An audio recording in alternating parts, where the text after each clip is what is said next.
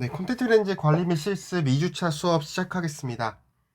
간단하게 저번 시간에 배웠던 거를 정리하고 이번 주 수업을 진행할 건데, 저번에 배웠던 거 간단하게 정리 한번 해볼게요. 먼저 우리 저번 시간에 배웠던 거는 이제 뭐 렌즈 침전물에 대해서 배웠어요.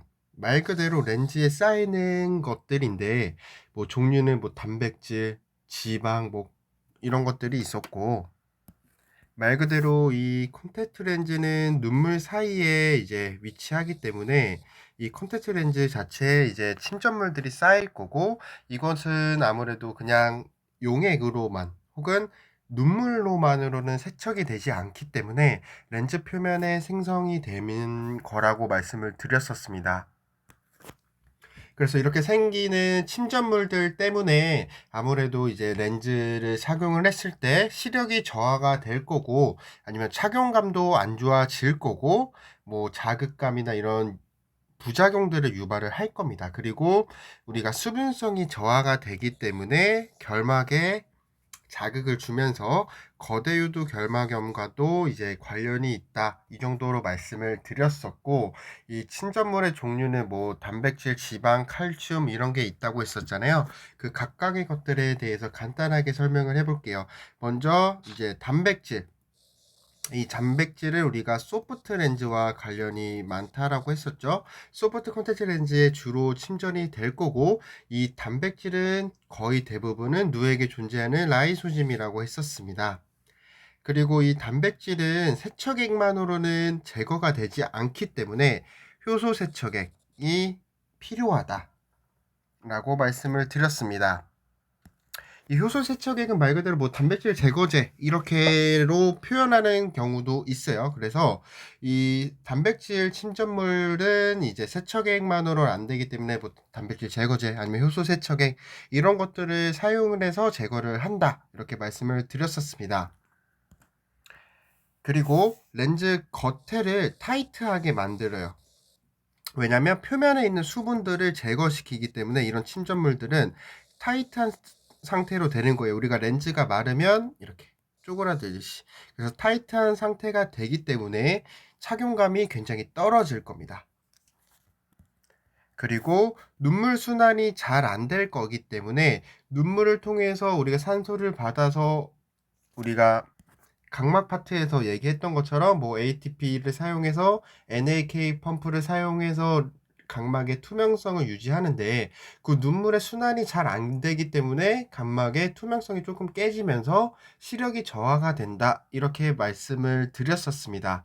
그래서 이 단백질 침전물을 사용을 하면 침전물이 쌓이면 시력도 저하될 거고 착용감도 저하될 거다, 이렇게 생각을 해주시면 되고, 그리고 이런 단백질 침전물들은 렌즈의 가장자리, 그러니까 끝부분, 그래서 각막의 끝부분이 각막 윤부 쪽에 모이게 되기 때문에 각막 윤부에 충혈을 유발한다고도 말씀을 드렸었습니다. 그리고 열소독보다는 화학소독법을 사용한다 했었고, 열소독을 하면 아무래도 단백질이 변형이 일어나기 때문에 화학소독법을 사용한다 라고 말씀을 드렸습니다. 그리고 재질은 비이온성 재질이 좋다라고 말씀을 드렸죠. 이온성 재질은 말 그대로 이온을 가진 거잖아요. 표면에 음전하를 가지는 그 극성을 가진 성질이니까 뭐 물이나 이런 침전물들을 많이 끌어당길 거예요. 강하게 결합이 되기 때문에. 그래서 렌즈 재질은 비이온성 재질로 설정한다, 이 정도까지 말씀을 드렸고, 다음은 지방. 지방은 주로 하드. 그리고 이 지방은 가장 중요한 건 누액이 증발할 때 이제 겉에서 발생을 한다라고 말씀을 드렸었고요.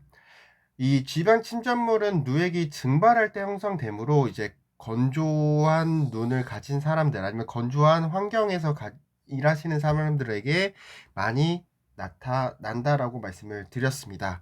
그리고 단백질과 결합돼서 지질단백 침전물을 변성하기도 한다. 그리고 단백질과 마찬가지로 렌즈 표면을 건조시켜서 착용감을 저하시킬 거고, 이런 뭐 지방 침전물은 렌즈 표면을 소수성으로 만들기 때문에 자극감과 뭐 열감 이런 거를 유발을 한다라고 말씀을 드렸습니다. 그리고 단백질 침전물과는 다르게 지방 침전물은 열 소독을 한다 라고 말씀을 드렸습니다. 그 다음 세 번째 배웠던 거는 칼슘 침전물이에요. 이 칼슘 침전물의 가장 중요한 거는 침전물을 제거하더라도 표면에 이미 깊숙하게 침투를 해서 그 형성을 하기 때문에 렌즈에 광학적 문제를 일으킨다라고 말씀을 드렸었습니다. 그리고 누액과 관련이 있었었고 고함수의 소프트 렌즈를 착용하는 사람에게 많이 관찰된다라고 말씀을 드렸고, 이 칼슘도 열 소독을 권한다. 그러면 열 소독은 뭐 지방, 칼슘, 화학 소독은 단백질, 이렇게 간단하게 정리가 될 수 있겠죠. 그리고 단백질, 지방, 그리고 칼슘이 세 가지가 같이 복합적으로 침전물을 형성해서 젤리범프를 형성한다 라고 말씀을 드렸습니다. 그 다음은 색소 침전물, 그래서 뭐 색이 침전이 되는 건데, 요거는 이제 가장자리로 갈수록 색이 연해진다 라고 말씀을 드렸었습니다. 그래서 뭐 담배 연기는 갈색, 아니면 관리 용액들에 따라서도 색이 들어가는 거고, 이런 것들을 간단하게 정리하면 이제 렌즈 재질에 따라서 하드 렌즈는 지방, 소프트는 단백질, 그리고 소프트 렌즈는 고함수나 이온성인 같은 경우에는 이제 침전물들이 쌓이기 쉽기 때문에, 이제 고함수는 침전물이 쌓이기 쉽기 때문에, 이온성은 침전물들과 강하게 결합하기 때문에 비이온성 렌즈를 선정하는 게 좋다라고도 말씀을 드렸었습니다. 그리고 열소독, 화학소독. 그래서 화학소독이 단백질을 제거하는데 조금 더 좋다라고 말씀을 드렸었고, 이거는 이제 뒤에 파트인 소독 파트에서 조금 더 자세히 말씀을 드리겠습니다. 이게 저번 시간에 우리가 배웠던 것들이에요. 그러면 이제는 이제 침전물들이 어떤 게 쌓이는지 알겠는데, 그러면 그런 침전물들을 안 쌓이게끔 어떻게 관리하는지에 대해서 알아보겠습니다. 먼저 이제 소프트 렌즈를 관리하는 법에 대해서 배울 건데, 이 소프트 렌즈는 우리가 주로 단백질이 침전된다고 했었잖아요. 그래서 단백질 침전물에 관해서 조금 얘기가 많이 나올 거예요. 그래서 이 소프트 렌즈의 관리는 크게 세척, 헹굼, 소독, 이렇게 세 가지로 나뉘어집니다. 근데 간혹 이제 세척이랑 헹굼을 한 번에 보는 경우도 있기 때문에 그냥 세척, 헹굼, 소독인데 세척과 헹굼은 거의 비슷한 개념이다 라고 생각을 해주시면 됩니다. 그리고 추가적으로 단백질을 제거하고 보습을 하고 윤활제, 이런 거에 대해서도 자세히 알아볼 거니까 이제 시작해 볼게요. 먼저 세척입니다. 세척은 말 그대로 이제 렌즈 표면에 단백질이나 지질, 이런 것들이 이제 이렇게 쌓일 거예요. 침전물들이. 이거를 뭐 착용하기 전이나 착용하고 나서나 이런 침전물들을 닦는 작업이라고 생각을 해주시면 되는데, 아까도 제가 말씀드린 것처럼 헹굼을 포함한다 라고 생각을 해주시면 됩니다. 그래서 세척, 헹굼, 소독이 있는데, 세척과 헹굼을 하나로 봐주시면 된다 라고 봐주시면 됩니다. 근데 이 세척만으로는 우리가 뭐 단백질이나 지장, 뭐 지방, 이런 것들을 완전히 제거가 어려워요. 그러기 때문에 단백질 제거제를 이용해서 정기적으로 단백질을 제거해줘야 된다라고 말씀을 드렸습니다. 그리고 하이드로겔 렌즈라는 것은 함수율이 약간 좋은 렌즈예요. 이 좋은 렌즈이기 때문에, 이런 함수율이 좋은 재질이기 때문에 아무래도 단백질이 침착이 잘 됩니다. 그렇기 때문에 이런 하이드로겔 재질의 소프트 렌즈는 무조건적으로 세척 작업을 해야 되고 단백질 제거제를 사용해서 단백질도 제거를 해줘야 됩니다. 그래서 이제는 우리가 관리 용액에 대해서 한번 배워볼 건데, 뭐 기본적으로 관리 용액은 우리가 이 콘택트 렌즈는 눈물, 그러니까 누액 속에서 착용을 하기 때문에 이 관리기 용액은 누액의 성분과 유사하게 만들어야 됩니다. 그건 당연하겠죠. 이제 콘택트 렌즈를 우리가 관리를 했는데 그거를 이제 누액 속에 넣어야 되니까 누액 속에 렌즈를 각막이랑 같이 착용을 해야 되는데 누액 성분이랑 당연히 유사하게 제조를 해야겠죠. 그래서 누액의 성분과 유사하게 제조가 된다. 그래서 누액의 성분을 알고 있으면 이 관리용액 문제 푸는데 굉장히 용이할 거예요. 우리가 1주차 때 배웠죠. 누액의 뭐 pH 이런 것들에 대해서 배웠으니까 그 누액의 성분과 유사하게 만드는구나 생각해 주시면 됩니다. 그래서 먼저 계면활성 클리너 중에서도 첫 번째 계면활성제에 대해서 알아볼게요. 계면활성제 우리가 어디서 들어봤을까요? 이 계면활성제라는 거는 약간 비누 같은 거라고 생각해 주시면 돼요. 그러니까 비누 성분과 유사합니다. 무슨 말이냐, 우리가 뭐 손에 기름때나 이런 것들이 묻었을 때 물에는 당연히 기름이랑 닿지가 않겠죠. 그래서 이 계면활성제라는 이 비누와 유사한 성분은 친수성과 소수성기를 가지고 있는 거예요. 그러니까 기름과 물이 서로 닿지 않으니까 계면활성제가 그 기름과 물이 서로 닿게끔 결합하게끔 도와주는 거라고 생각을 해주시면 되는 겁니다. 그래서 이 계면활성제는 세척 효과를 증가시키는 거예요. 말 그대로 친수성과 소수성을 가진 것들을 연결시켜서 제거를 해주는 겁니다. 그래서 어떤 거냐고 하면은 이렇게 계면활성제가 친수성과 소수성을 가지고 있는데 이 소수성 부분이 뭐 침전물들이랑 이렇게 결합을 하는 거예요. 그렇게 해서 생성되는 게 마이쉘이라는 건데 이 마이쉘을 형성을 해서 이제 크게 형성된 거를 이제 물로 닦으면서 제거를 시켜주는 겁니다. 침전물 제거를 해주는 거예요. 그러니까 이 계면활성제는 이 소수성 부분이 침전물류가 결합을 해서 마이셀을 형성을 하고 이 마이셀을 효과적으로 제거해준다 라고 생각을 해주시면 됩니다. 그리고 여기 지우고 다시 한번 설명을 해드릴게요. 소프트 렌즈는 비이온성 계면활성제가 적합하고 하드 렌즈는 양이온성 계면활성제가 적합하다. 일단은 이 계면활성제는 이온성도 있고 비이온성도 있을 거예요. 근데 이 비이온성이 소프트 렌즈를 관리하는데 더 적합한데 왜 그러냐면 이 이온성 계면활성제는 렌즈 표면이랑 정기적 결합을 강하게 해요.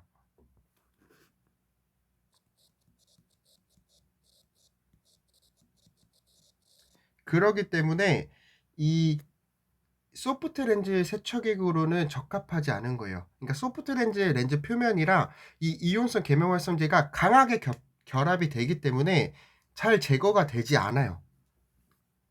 그래서 렌즈 표면에 이 계면활성제가 계속 남아 있는 거죠. 강하게 결합이 되기 때문에.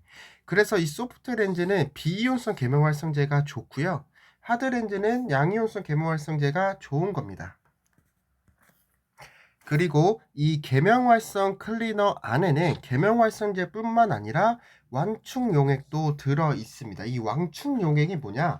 우리가 누액의 pH가 7.4였죠. 그래서 이 누액의 pH를 유지하기 위해서 들어가는 겁니다. 그래서 용액의 산도를 6.5에서 8.0을 유지시켜주는 겁니다. 그래서 거기에 들어가는 뭐 붕산도 있을 거고 인산도 있고 구연산도 있을 겁니다. 그럼 우리가 여기서 알아야 되는 거 왕충용액의 작용이 뭐냐? 용액의 산도를 유지시켜주는 거다. 그 종류로는 붕산이 있고 인산이 있고 구연산이 있다. 이게 왕충용액이다. 이렇게 연결해서 생각을 해주시면 되고 킬레이팅제 요거는 이 계면활성 클리너 안에서 칼슘 침전을 형성되는 걸 막기 위해서 사용을 하는 겁니다. 그래서 예를 들면 가장 대표적인 건 EDTA가 있어요. 우리가 칼슘 침전을 아까도 말씀을 드렸지만 왜 안 좋다라고 했었죠? 이 칼슘 침전은 렌즈 표면을 손상시켜서 광학적으로 안 좋다고 했잖아요. 그래서 이 칼슘 침전을 막기 위해서 킬레이팅 젤을 사용을 하고, 가장 대표적인 건 EDTA만 있습니다. EDTA. 이 EDTA는 칼슘 이온이랑 굉장히 결합력이 좋아요. 그래서 제거하기가 용이합니다. 칼슘 이온과 결합이 좋습니다. 이렇게 생각을 해주시면 되고, 삼투압 조절대는 0.9%의 소금물이죠. 소금물을 사용을 한다, 이렇게 생각을 해주시면 돼요. NaCl 용액을 사용을 하는데, 혹시라도 우리가 누액보다 삼투압이 높은 이 계명활성 클리너를 쓰면 어떻게 될까요? 누액보다 삼투압이 높대요. 그럼 우리가 삼투압을 배울 때 말씀을 드린 것처럼 삼투압이 낮은 곳에서 높은 곳으로 물이 이동한다고 했잖아요. 그럼 용액의 물이 삼투압이 더 높으니까 고함수의 렌즈가 이제 물을 머금고 있다가 삼투압 형상에 의해서 물이 빠져나가는 거예요. 용액 쪽으로. 그러면 고함수의 렌즈가 탈수가 될 수도 있습니다. 그래서 우리가 삼투압을 누액이랑 같게끔 해줘야 되는 거예요. 혹시라도 이제 누액보다 삼투압이 높으면, 이제 삼투압이 낮은 곳에서 높은 곳으로 물이 이동하기 때문에 렌즈가 가지고 있는 물이 이 용액 쪽으로 빠져나가기 때문에 고함수의 렌즈는 탈수가 될 수 있다, 이렇게 같이 생각을 해주시고, 방부제, 요거는 뭐 편하죠. 우리가 이 계명활성 클리너 내에서 미생물이 성장하는 것을 억제하기 위해서 사용을 하는 겁니다. 그리고 점성 유지제는 말 그대로 이 끈적끈적한 점성을 크게 만들어서 렌즈랑 클리너 사이의 접촉 시간을 늘려주면서 이제 조금 세척이 잘 되게 해주는 거예요. 그래서 이 점성 유지제가 들어간 클리너를 사용을 하면 반드시 충분하게 헹궈 줘야 돼요. 이 점성 유지제가 잘 닦일 수 있도록 충분히 세척을 해주시고 헹굼을 해줘야 됩니다. 그리고 세척 강화제, 이거는 뭐 세척 효과를 그러니까 잘 되게 도와주는 건데, 요즘에는 잘 사용을 하진 않지만 뭐 간단하게 말씀을 해드리면, 이 세척 강화제는 주로 고체 폴리머를 사용합니다. 그래서 이제 렌즈에 흠집을 주지 않고 세척 효과를 증가시키는데, 아무래도 그 입자들이 잘 제거가 안 되는 경우도 많이 있어요. 그래서 요즘에는 잘 사용이 되지 않아요. 그래서 고체 폴리머를 사용을 해서 이 세척 효과를 조금 증가시켜 주는 거다라고까지 생각을 해주시면 좋을 것 같습니다. 그러면 이 계명활성 클리너가 뭐였냐?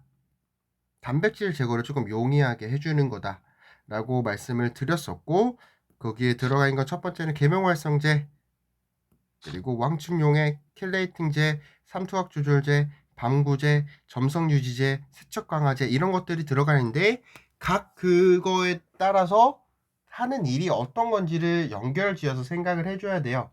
이 계명활성 클리너는 전체적으로 들어가는데, 첫 번째 계명활성제는 이 단백질과 그러니까 소수성 부분이 침전물과 이제 마이셀을 형성을 해서 효과적으로 침전물을 제거할 수 있게 도와주는 거였고, 왕충용액은 말 그대로 pH를 유지시켰다. 그리고 붕산, 인산, 구연산이 있었고, 킬레이팅제는 칼슘 침전을 막기 위해서 사용을 하는 거고, 대표적인 건 EDTA가 있었다. 뭐 삼투압 조절제는 0.9 NaCl 용액을 사용을 할 거고, 뭐 방부제, 점성유지제, 세척강화제들의 역할에 대해서 물어보는 것도 문제가 굉장히 많이 나옵니다. 그래서 이 용액이 어떤 역할을 하는지, 어떤 것 때문에 이거를 넣는지, 이거는 연결해서 생각을 해주시면 좋습니다. 그래서 조금 잘 나오는 것들은 이런 왕충용액, 킬레이팅제, 삼투압 조절제, 이런 것들이 좀 많이 나오는 편이에요. 그래서 이 효소분해제 세척액은 어떤 거냐면, 이 효소분해제 세척액은 더 이제 단백질 제거를 해주는 거라고 봐주시면 돼요. 그래서 계명활성 클리너만으로는 이제 좀 깊게 침전물들을 제거할 수가 없어요. 그러니까 계면활성 클리너만으로는 깊숙하게 침전된 거 제거가 안 되는 겁니다. 그러기 때문에 효소분해제 세척액을 사용을 하는데, 이 효소분해제 세척액은 뭐 침전물 깊숙하게 침전되어 있는 것들을 제거를 해주기 위해서 사용을 하는 겁니다. 그래서 주로 일주일에 한 번 정도 단백질 침전물을 제거하기 위해서 사용을 하는데, 이 단백질들이 아미노산 결합이라고 해서 이렇게 결합이 되어 있어요, 크게. 그래서 이 결합을 끊어주는 거예요, 이 효소 분해제 세척액이. 그래서 단백질을 이렇게 작게끔 만들어줘서 이런 침전물을 헹구는 과정에서 제거되게끔 도와주는 겁니다. 크게 되어 있는 것들을 작게 만들어서 제거가 되게끔 도와주는 겁니다. 그래서 어떤 느낌이냐면, 우리가 렌즈 표면도 뭐 이런 식으로 되어 있을 거 아니에요. 이런 식으로 되어 있으면 이 단백질이 이렇게 크게 이렇게 껴 있는 거예요, 깊숙하게. 그래서 이런 것들은 계면활성 클리너만으로는 제거되지 않기 때문에 이 효소 분해제를 사용을 해서 이거를 아미노산 결합으로 되어 있는 단백질을 이렇게 쪼개주는 거예요, 작게끔. 그럼 이런 작은 것들이 껴져 있던 이런 작은 것들로 되면서 헹구는 과정에서 다 빠져나가는 거예요. 그래서 이 효소 분해제 세척액은 대부분 고체 알갱이로 되어 있습니다. 그리고 효소 분해제 이 세척액은 렌즈에 깊숙하게 들어간 단백질 침전물 같이 이제 변성된 단백질 침전물을 제거하는 데 굉장히 효과적이고요. 이 효소 분해제를 사용하는 걸 보면 뭐 이런 통이 있어요, 이런 통에 뚜껑이 있고 이 안에 렌즈를 넣을 수 있게끔 들어가 있습니다. 그래서 이 렌즈를 넣기 전에 이 효소 분해제는 고체 알갱이로 되어 있어서 여기 넣는 거예요. 고체 알갱이를 넣고 이 안에 식염수를 넣어서 이 고체 알갱이를 녹입니다, 이 물 속에. 그 다음에 렌즈를 이렇게 넣어주는 거예요. 이런 통에 효소 분해제 세척액으로 고체 알갱이로 되어 있는데, 이 고체 알갱이에 식염수를 넣고 녹이는 겁니다. 그 다음에 이 속에 렌즈를 넣고 세척을 해주는 거라고 봐주시면 돼요. 그래서 여기서 은근히 많이 나오는 게, 이 효소 분해제 세척이 고체 알갱이로 되어 있는데 그걸 녹이는 게 어떤 거냐라고 하면 식염수라고 생각을 해주시면 돼요. 그래서 식염수를 통해서 녹인 다음에 그 속에 렌즈를 넣고 분해를 되도록 도와준다, 이렇게 생각을 해주시면 됩니다. 그래서 이 효소 분해제 세척액은 크게 여러 가지, 5가지 정도로 분류가 되는데, 먼저 처음에 효소. 이 효소는 단백질을 그러니까 분해하는 효소예요. 그래서 단백질을 분해하여서 분자량이 작은 펩티드 형태로 만들어주는 겁니다. 그러니까 아미노 결합이 되어 있는 단백질을 굉장히 잘게 잘라줘요. 분해해서 분자량이 작은 펩티드 형태로 만들어주는 분해 효소고, 가끔 그 사용되는 것들에 대해서 나오는 경우가 있습니다. 그래서 이 파파이는 말 그대로 파파야 나무에서 추출된 그 단백질 분해 효소고요. 이거는 사실은 오래되지 않은 단백질 침전은 잘 분해가 되는데, 오래된 거는 잘 분해가 되지는 않습니다. 그리고 이거 판크레아틴은 이제 돼지 췌장에서 나온 이제 복합 효소제이고요. 그리고 서플리신, 요거는 이제 세균의 종류인 강균에서 나온 이제 단백질 분해 효소다. 그래서 이거는 이제 단백질 분해 효소고, 그 다음에 두 번째로 들어간 게 벌킹 에이전트.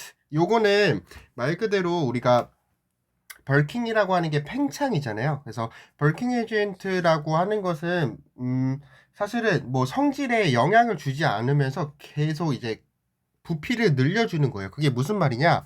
효소 분해제가 너무 작으면 우리가 효소 분해제를 사용하기가 어렵기 때문에 효소 분해제를 다루기 쉬운 형태로, 그러니까 좀 크게 만들어 주기 위해서 아무 성질이 없는데 그냥 넣어 주는 거예요. 그래서 말 그대로 세척 효과랑은 아무런 관계가 없는 성분이고, 우리가 뭐 소금, 유당 이런 것들을 넣어서 벌킹 어전트라고 해서 우리가 조금 양이 팽창시켜, 그러니까 많아 보이게끔 만들어 주는 거예요. 그 대신 중요한 거는 이제 성질에는 영향을 주면 안 되겠죠. 그래서 성질엔 영향을 안 주면서 조금 그 효소 분해제의 양을 증가시키는, 그러니까 좀 다루기 쉬운 형태로 만들어주는 그런 성분이라고 봐주시면 됩니다. 그래서 우리가 뭐 벌크업이라고 하잖아요. 그러니까 벌크처럼 이렇게 팽창시켜준다, 좀 크게 만들어준다, 이렇게 생각을 해주시면 됩니다. 그 다음에 거품 형성제. 이 거품 형성제는 제가 이제 효소 분해제를 고체 폴리머 형태로 만든다고 했잖아요. 고체로 만드는데 그 고체가 식염수에 녹여야 되기 때문에 식염수에 잘 용해될 수 있도록, 잘 녹을 수 있도록 도와주는 성분입니다. 거품 형성제는. 그리고 왕충용액도 요것도 아까랑 똑같이 pH를 유지시켜 주는 거고, 단백질이 분해가 가장 잘 일어나게끔 도와주는 pH를 유지시켜 주는 겁니다. 그리고 윤활 성분은 윤활제를 이용을 하는 거고요.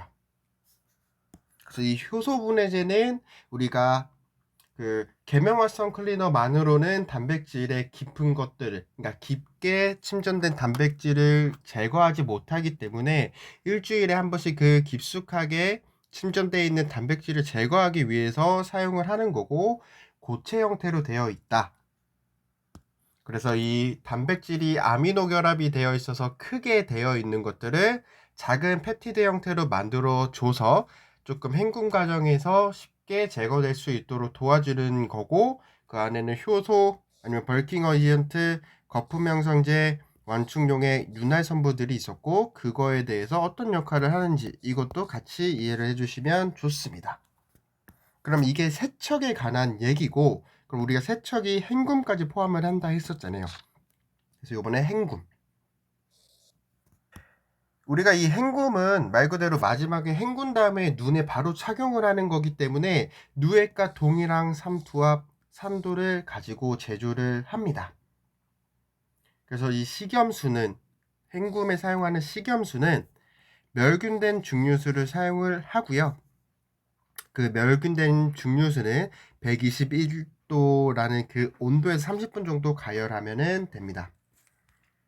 그리고 삼투압 조절대도 들어가는데 이것도 아까랑 똑같아요. 염화나트륨 NaCl을 사용을 하는데 농도 0.9% 정도 되는, 그래서 이거는 누에가 동일한 삼투압이다, 이렇게 생각을 해주시면 됩니다. 그리고 완충제 또 이제 pH를 우리가 유지시켜야 된다고 했잖아요. 눈물과 똑같은, 눈물의 pH는 7.4 정도로 유지시키기 위해서 사용을 하는 게 왕충제였고, 이 용액이 그 화학작용이 계속 일어나면서 pH가 변하기 때문에 그 pH를 유지시켜줘야 돼요.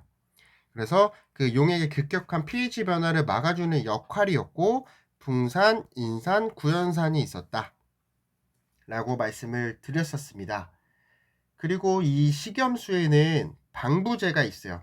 그래서 이 식염수 내에서 세균이 번식하는 것을 방지하는 건데, 뭐 대표적인 건 솔베이트, 치메로살, 폴리커드, 다이메드 이런 것들이 있었습니다.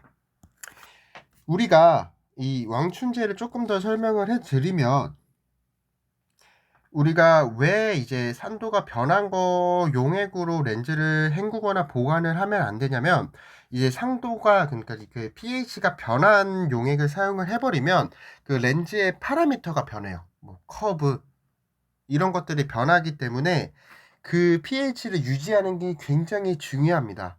근데 우리가 왕춘제가 없으면 pH가 산성이 돼요. 그래서 산성으로 변하는 거를 막아주는 겁니다, 완충제가. 그리고 방부제로서는 아까도 말씀을 드렸었고, 그러면 우리가 이 식염수가 하는 역할이 뭐냐? 뭐 렌즈의 수화 상태를 유지시키는 보관액으로 사용을 한다. 그래서 우리가 병렌즈 혹은 일회용 렌즈 안에도 이제 용액이 들어가 있잖아요. 그 용액으로 사용을 한다라고 생각을 해주시면 되고, 열 소득을 배울 때 더 말씀을 드리겠지만, 열 소득을 할 때 렌즈 케이스에 넣는 용매로도 사용을 합니다. 그리고 우리가 세척, 헹굼, 소독 이 순서대로 우리가 소프트 렌즈를 관리한다고 말씀을 드렸는데, 이 세척을 한 다음에 헹굼 과정에서 사용하는 게 이 식염수입니다. 그리고 우리가 아까 효소 분해제가 고체로 되어 있었고, 그거를 고체된 거를 녹이려고 식염수를 사용을 한다 했었잖아요. 그래서 단백질을 제거하기 위해서 사용하는 효소 세척액을 녹일 때도 사용을 했었다. 그리고 눈을 세척할 때도 사용을 한다. 그래서 이 식염수의 용도에 대해서 물어보는 문제도 간간히 출제가 되니까 이런 거는 사실 그냥 읽으면서 쉽게 풀 수 있으셔야 돼요. 근데 뭐 이런 게 조금 헷갈리겠죠? 그리고 문제 많이 나오는 건 눈을 세척할 때는 무조건 방부제가 들어간 식염수를 사용을 해야 됩니다. 왜 그럴까요? 왜 방부제가 그러니까 크게 방부제가 없는 식염수가 있고 방부제가 들어있는 식염수. 근데 일반적으로 생각했을 때 방부제가 안 들어간 게 눈에 더 좋지 않나? 이렇게 생각을 하실 수가 있어요. 근데 왜 방부제가 들어간 식염수를 눈을 세척할 때 사용을 하냐? 이 방부제가 없는 식염수는 이 식염수 내에서 세균이 번식했을 가능성이 높아요. 그래서 그 세균을 그냥 눈에 헹굴 때 사용을 해버리면 이 눈에 안 좋은 영향을 주겠죠. 그렇기 때문에 방부제가 들어가 있는 거를 꼭 사용을 해주십니다. 눈을 세척할 때는. 왜냐? 방부제가 없는 식염수를 사용하면 용액 내에서 세균이 번식할 가능성이 있기 때문이다. 이렇게 같이 이해를 해주시면 됩니다. 그래서 이 방부제가 없는 거랑 있는 거에 대한 식염수에 대해서 알아볼게요. 먼저 방부제가 없는 거는 아까도 말씀드린 것처럼 눈에 직접 사용을 하면 안 됩니다. 왜? 용액 내에서 세균이 번식해서 내 눈에 안 좋은 영향을 줄 수 있기 때문이다. 그리고 렌즈를 소독한 후나 장기간, 그러니까 이제 이 방부제가 없기 때문에 세균이 번식하기가 굉장히 쉬워요. 그렇기 때문에 장기간 렌즈를 보관하거나 렌즈를 소독하고 나서 헹굴 때 사용을 해도 약간 꺼림칙한 거죠. 세균이 번식했을 수도 있으니까. 그리고 간혹 가다가 나는 눈이 너무 예민해서 방부제가 들어가면 눈이 너무 예민해서 이게 눈에 안 좋아요. 눈이 조금 뻑뻑하고 뭐 눈이 안 좋다. 그 방부제에 대한 눈의 반응이 엄청 심하다. 이런 사람들은 뭐 방부제 없는 거를 사용해도 되지만 굉장히 짧은 시간, 뭐 예를 들면 뜯자마자 바로 사용하고 뭐 하루 사용하고 뭐 이틀 사용하고 짧은 기간을 사용하기를 추천을 해 드립니다. 그래서 이 방부제가 없는 식염수는 개봉한 후 일정 기간만 사용을 합니다. 일회용 식염수도 있을 거고요. 뭐 일주일, 뭐 2주일 이렇게 뭐 15일에서 30일 정도 되는 제품들도 많이 있죠. 15일에서 30일만 사용하고 버려줘야 돼요. 왜? 세균이 번식했을 수 있으니까. 아니면 이렇게 분무형이라고 해서 이 식염수 그 용기 내에 압력으로 되어 있는 거여서 세균이 용기 내로 들어갈 수 없도록 형성된 것들이 있거든요. 뭐 이런 거는 이제 조금 사용을 해도 되겠죠. 그래서 이 방부제가 없는 식염수의 가장 포인트는 세균이 번식할 수 있기 때문에 짧은 시간을 사용해야 되고 눈에 직접적으로 사용을 하지 않는 게 좋다.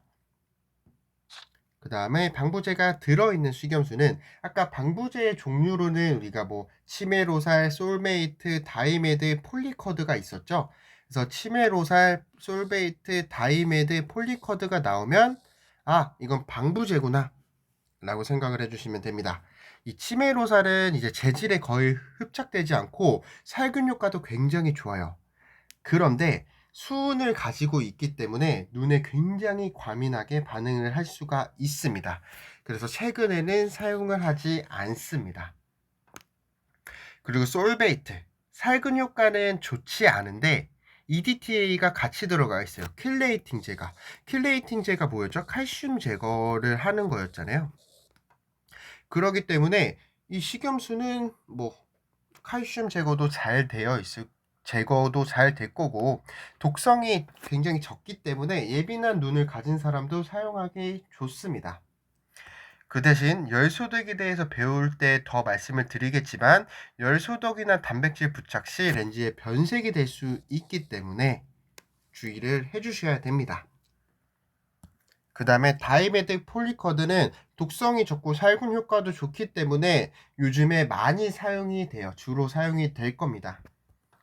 그래서 뭐 여기서 만약에 외워야 되고 이해를 해야 된다면 치메로살, 솔베이트, 다이메드 그리고 폴리커드, 요게 이제 방부제구나를 같이 이해를 해주시면 됩니다.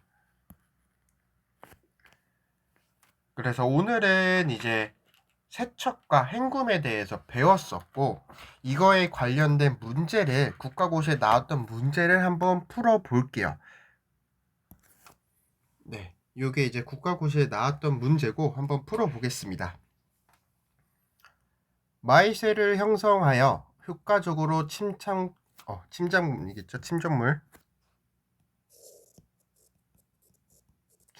제거하는 콘택트 렌즈 관리용액의 성분은, 한번 풀어볼게요.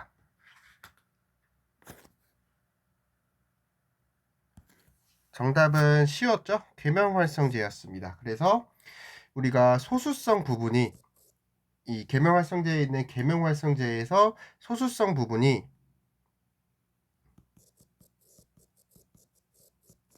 이제 침전물이랑 마이쉘을 형성한다고 했습니다. 이렇게 해서 마이쉘,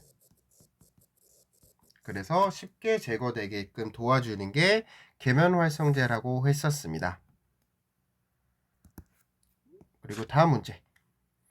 콘택트 렌즈 관리용액에 함유된 성분과 역할로 다르게 딱 지어진 것은, 이거는 계속 우리 했었죠? 정답은 어떤 걸까요? 쉽죠? 이것도 이제 3번일 겁니다. 3번. 그래서 이 완충제는 이제 우리가 용액의 산도를 급격하게 변하는 것을 막기 위해서 그 용액의 산도를 유지시키는 역할이라고 했었죠. 그래서 대표적인 게 붕산, 인산, 구연산 이런 게 있었고요. 다음 문제. 이 콘택트 렌즈 관리 용액에 함유된 폴리커드의 역할은, 요거는 마지막 때 배웠었습니다. 폴리커드는 방부제. 그래서 정답은 2번이겠죠. 살균을 해주는 게 방부제의 역할이니까. 그래서 2번이 됐었습니다. 뭐 이렇게 문제는 쉽게 풀 수 있어요. 콘택트 렌즈 문제는 관리 용액에서. 그래서 오늘 배웠던 것도 간단하게 정리를 한번 해보고 마무리했으면 좋겠고요. 오늘은 이제 여기서 마무리하겠습니다. 그래서 한 번 더 우리가 세척과 헹굼에 대해서 배웠으니까, 계명활성 클리너는 뭐였고, 효소분해제는 뭐였고, 그리고 식염수, 이런 것들은 어떤 게 특징들을 가지고 있고 어떤 역할들을 하고, 이런 것들에 대해서 조금 정리해 주시면 좋을 것 같습니다. 오늘도 수고하셨고 다음 주에 뵙겠습니다.